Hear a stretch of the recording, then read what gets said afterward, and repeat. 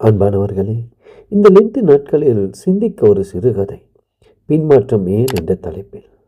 ஒருமுறை வியாதியாக இருந்த ஒரு சகோதரன் ஒரு ஊழியக்காரனை தனியாக அழைத்து அவருடைய கைகளை பிடித்து கண்ணீரோடு சொன்னார். நோய்கள் என்னை பிடித்தது, இருதய நோய் என்னை தாக்கியது, எனக்காக ஜெபிங்கள் என்று கேட்டார்.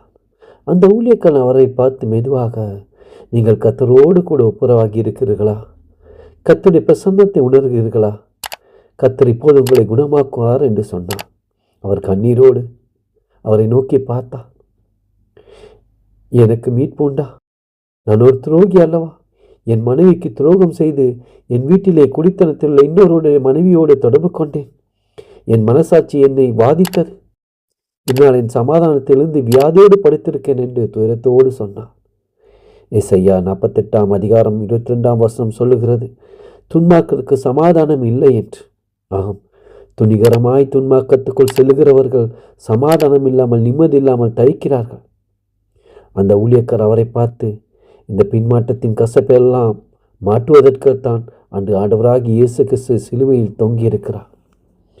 நீங்கள் அவரை நோக்கி கண்ணீரோடு கதறுவீர்களானால் நிச்சயமாக அவர் உங்கள் மரணப்படுக்கையை மாற்றுவார், ஜீவனை மீண்டும் உங்களுக்கு கொடுப்பார் என்று சொன்னார். அவருடைய கரங்களை பிடித்து கொண்டு கண்ணீரோடு ஜெபிக்க ஆரம்பித்தார். அவரும் கண்ணீரோடு மனஸ்தபத்தோடும் ஜெபித்தார். ஆண்டவர் மனதுருகினார். நம்முடைய ஆண்டவர் மனதுருக்கும் தெய்வம் அல்லவா? அவருடைய மரணப்படுக்கையை மாற்றினார். அவருடைய ஆயுசு நாட்களை கூட்டிக் கொடுக்க சித்தமானார். நீதிமொழிகள் 10:27 சொல்லுகின்றது, கர்த்தருக்கு பயப்படுதல் ஆயுசு நாட்களை பெருக பண்ணும் என்று. தேவதான உங்களை ஒவ்வொரு ஆசீர்வதிப்பார்.